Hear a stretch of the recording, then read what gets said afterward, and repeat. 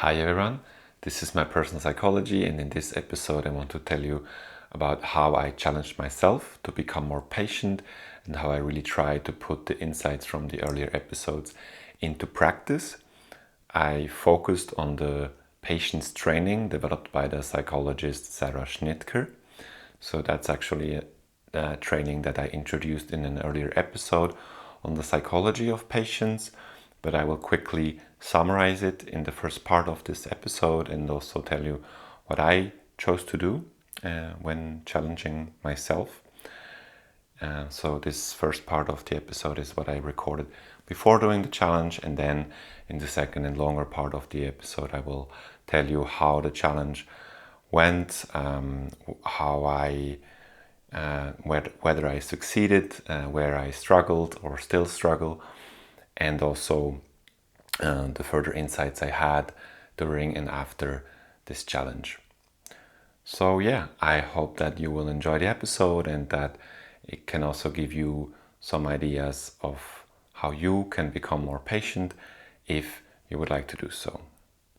So what I will do is challenge myself, of course, in the part of my life where I struggle most with being patient, and that's with my podcast, with creating new episodes. So I tend to set unrealistic deadlines and then feel very stressed and get tense about it.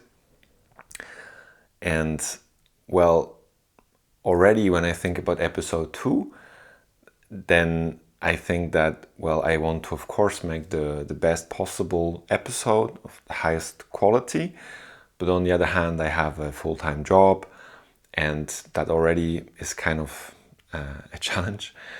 And if I then think that, maybe it will take me a month or maybe even more, then I start to feel even more stressed because I think that, if I don't post more often, then I don't have a serious podcast and it will just not go anywhere. So maybe that's also an impatient thought. And I've learned in this episode, while doing this episode, that, things take their time. And if I try to just put pressure on myself, then I will just pull at my own seedlings, so to say, and damage myself.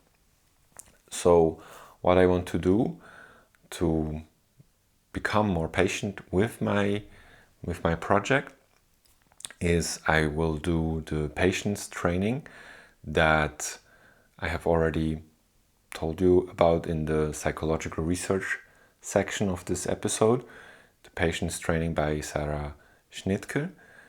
And I will adapt it a little bit, but I will really do also multiple aspects of that training.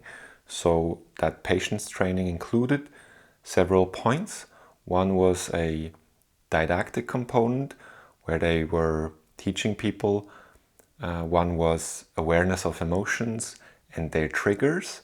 And here I want to become more mindful, to become more aware of my impatient thoughts.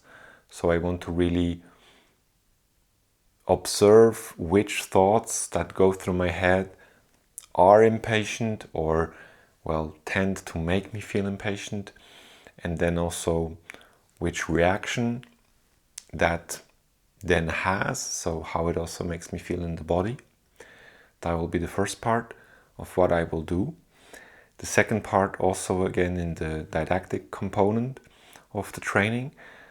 So they taught people about emotion regulatory strategies. And here, I don't know exactly what they did, but I definitely want to respond with patient thoughts whenever I have impatient thoughts. And the patient thoughts that I have formulated are definitely inspired by this episode. So I have formulated 3 patient thoughts that I will tell myself every time I'm impatient. So first, things unfold on their own terms and they take the time they need to develop. Second, if you try to accelerate it, you will only pull at your seedlings and damage yourself. And third, things will come when it is the time for them. So these are my patient thoughts, and then I will also observe how they make me feel, whether they are successful at maybe calming me down, or if there's any other reaction I will have. And then third, they also did a guided meditation, actually different versions of meditation, different techniques, so to say. They did a breathing meditation. That's something I already do, so I'll not do that on top of it. But they also did a loving kindness meditation, where you train, so to say, or cultivate compassion towards yourself and towards others. And that's something that I haven't done so often, and so that's something I definitely will also do. And I'm curious about how it will make me feel and whether it will help me be more patient. So now we come to the part in which I tell you what I've learned from my challenge. This part is what I record a couple of months after recording the first part, announcing the challenge. So quite some time passed, and quite some time I had to learn even more about patience and how to put it into practice. So the first aspect of the challenge was becoming more aware of my impatient thoughts. So these were thoughts like, I have to finish it right now, otherwise my podcast will never be successful or serious, and so on and so forth. And those thoughts were thoughts that came more and more, and so it was kind of easy to identify them, but still I had to really become aware of them. And it was really always the same, because they always made me feel stressed and tense in my body. So that wasn't really new. What was new sometimes was the mindfulness of those thoughts. But I also have to say that it didn't fundamentally change how I felt. I still kind of felt stressed and tense, but I think that becoming aware of those thoughts is a first step that is really quite valuable. But during the challenge, actually a bit later, I became aware not just of certain very specific kind of impatient thought, but of patterns of thinking, patterns of impatient thinking, I would say. So it wasn't like, oh, I have to do this right now, or I have to have this right now, but more subtly, such that it could even affect my long-term planning. So in my case specifically, I had to make a decision of the workload for my next year. So I wanted to reduce the workload. I currently work full-time, and I try to reduce it to have more time for my podcast. And I then started to think that, well, I really have to reduce it as much as humanly possible, because otherwise I will never have a chance to really become more serious, and so on. And so I thought, I really have to go to the extreme almost. I have to spend as little money as possible, or like no money, and to save and all these things, to really kind of push it to an extreme. And it might seem or sound really quite obvious to you, but for me at the time it wasn't obvious at all that impatience was really creeping into my decision making, even though it was long term, and even though I took the time to think about it more than just once. And so here, patience definitely helped me to decide for the more sustainable workload, to make the more sustainable decision, and it helped me to, or it prevented me to make unnecessary, put me into unnecessary pressure and financial difficulty and imbalance. And then the second aspect of the patience training, or my challenge, was about emotion regulatory strategies. So I did not only try to become mindful of my patient thoughts, but then also respond with more patient thoughts, like things unfold on their own term and they take the time they need to develop. And when I was able to accept that, things take more time than we usually want and they need the time to develop, then it actually calmed me down. So that was a wonderful thing. But I also have to admit that it only worked partially, and it didn't just instantly make me feel very calm. And I started to realize why. Actually, patience isn't easy. So it's not easy to accept that right now it's not like you wish it to be. It's not easy to trust that it will happen in some future moment in time. And it's not easy to let go of what exactly will happen and when and how. And all those things made me realize something deeper about patience. Patience isn't something you just feel or something you just have. Instead, it's something your mind can achieve when you have the right perspective. So patience works as a reminder that there is more to our life than just this very moment. Because normally in our day-to-day life, we are trapped inside one point, one moment in time. And so our perception is limited to this moment in time. And through patience, through zooming out, we can realize that our perceptions of this very moment are really just a snapshot in a much longer and larger development of things. We don't just exist in space, we exist across time. So actually we are four-dimensional beings. And only with patience, only with having this perspective, we can see the entirety of our being. When I became aware of that, I wrote down the timeline of my own life. I wrote down what happened in each year and what I experienced. And I did that across several areas of my life. So my relationships, my education, career, the people I met and the friends I made, and how I grew as a person. And for that, I chose the last 7 years. Of course, you could choose the time frame that you prefer, that makes sense to you, but I would recommend you really take a long time frame. And after I filled out every year in every aspect and wrote down everything that happened and what I've learned and so on, I looked at this timeline and I asked myself, would it have been helpful for any of those developments to say, now, right now in this moment, I'm just going to do it faster? And of course, the answer was a very clear no, right?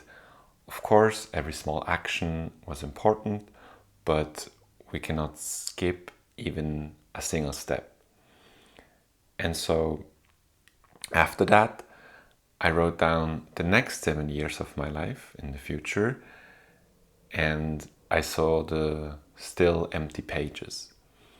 And I realized that so many things are still going to happen in my life. All the experience I will still make or still have, all the people I'm still going to meet, and so on. And then I realized that I still have plenty of time. And so it doesn't make any sense to try to accelerate anything.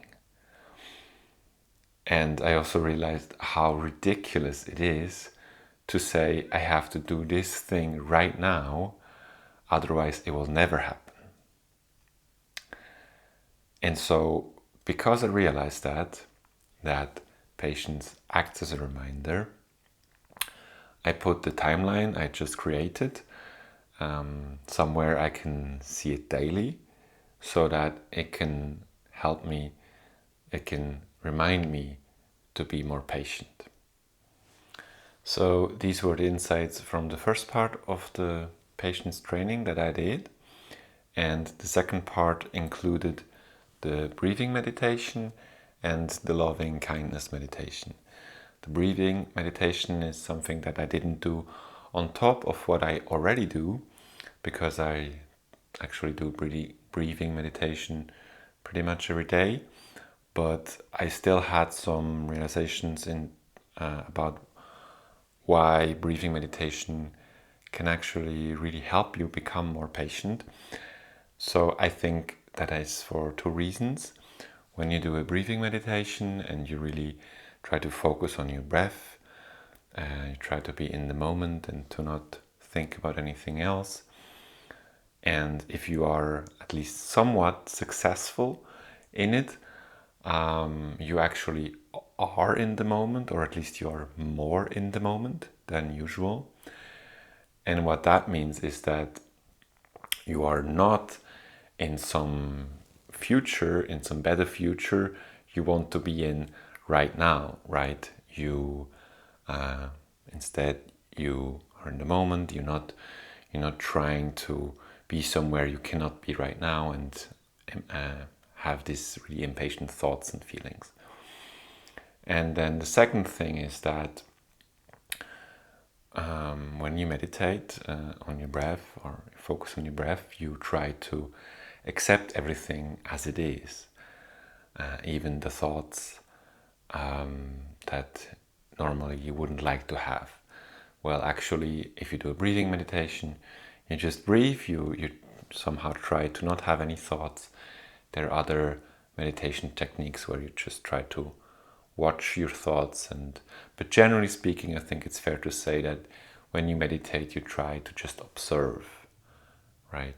And not to try to be somewhere you cannot be.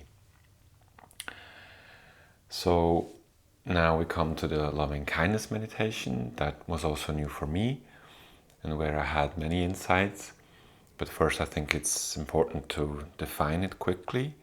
So loving kindness meditation is another form, another meditation technique developed in Buddhism. In Buddhism, it's called metta meditation, written with 2 T's. And what you try to do is to cultivate love and compassion. You start with yourself, and then you try to do that for the people you already love, and then you extend it to people you don't know, and so on and so forth. And I did that, and well, starting with myself, trying to be compassionate with myself, and it was really good for me. And at the same time, I was also reading a book that had a very similar idea. Self-compassion is the idea of the book. As I already said before, loving kindness meditation is about being compassionate with yourself, right? And even in the book of self-compassion, it really draws a lot from this kind of meditation. The reason why I also want to share that is because I really benefited from that, not just in theory, but really in practice, and it helped me become more patient. So I would like to share this with you. The book is called The Mindful Self-Compassion Workbook. So it's the workbook. It's really practical. So you can just read a couple of pages and do the exercises. It's developed by the psychologist Neff. And yeah, as I said, I can highly recommend it. I will share with you how it helped me become more patient in a second. But first, I think I have to define self-compassion. And then we will go on. So, self-compassion, again, very closely related to this loving kindness meditation. Self-compassion is treating ourselves compassionately when we are suffering. And it counters certain tendency of ours that are actually quite bad for us. I would say it counters 3 tendencies of ours. So the first one is that we are often harsh critics of ourselves. For example, when we make a mistake. And instead, when we are self-compassionate, we can try to have self-kindness. We can be kind to ourselves, treating ourselves like a friend, trying to find nice words for us instead of telling ourselves how stupid we are for making that mistake. And then the second tendency it counters is to think that when we make a mistake, it's really just us, just me personally, who makes this mistake. Only I am so stupid to do this mistake, right? And then we tend to feel isolated even when we already feel bad. And the way self-compassion can counter that is to remind ourselves of, well, our common humanity or the humanity as a whole, and to really say or realize that making mistakes is part of being human. And then the third tendency it counters is the tendency we have to avoid painful thoughts and emotions, and instead we can be mindful and become aware of those painful thoughts and emotions that are later really the prerequisite, the necessary condition for then later kind of processing those emotions and learning from them. So yeah, that was just a very quick introduction into self-compassion. And now the second thing I feel I have to do is to really also distinguish it from self-esteem, because it's not exactly the same, and I guess self-esteem is more famous of a concept in psychology. So self-esteem is the positive evaluation of one's own worth. And self-compassion is not the same, because it's not an evaluation. And so it's also not an evaluation of one's own worth, of oneself. Self-compassion is to really give ourselves compassion, right? And this is can be done independently of how good or bad we feel. And so self-compassion does not depend on our success or other people liking us. And so when we feel bad or we make a mistake, we can give ourselves compassion because we are suffering. So now, how does self-compassion help us to be more patient? When we practice self-compassion, we try to accept ourselves just the way we are. So one practice literally offered in the book is to really try to do that, to say, for example, I accept myself just the way I am, which basically really is a loving kindness meditation. So you could actually also use the words that are good for you, that feel right for you, but you could actually look, check out the book and see. But basically, you try to accept yourself as you are, and if we can manage to do that, then we can let go of our impatience, because often we assume, perhaps unconsciously, that only once we will have achieved something, a certain thing, will we accept ourselves completely. And if we instead accept ourselves here and now, then we don't need to hurry and to be impatient about achieving that thing, right? Because if we do that, then it makes sense to be impatient if we think that, well, only once I have achieved that, I will accept myself. And then, of course, we tend to be impatient, or it really can also make us even more impatient, because if we don't accept ourselves right now, that feels really bad, and of course we want to change that, right? But instead, if we can accept ourselves just the way we are, we don't need to pull at the seedlings or at ourselves, so to say, because accepting ourselves no longer depends on anything, right? And if we accept and love ourselves, then we don't need external validation. We don't need others to like us, to approve of us, of what we do. And we are no longer reliant on external motivation. We don't need the status or fame or money such that others will have a certain impression of us and hypothetically like us, and so on. And that in turn enables us to focus on doing the things that we love. And if we do something for the sake of the activity itself, instead of the results it is supposed to generate, then it doesn't even occur to us to try to hurry things up, right?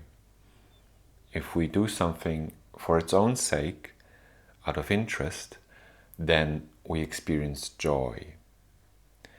And then we don't need any patience.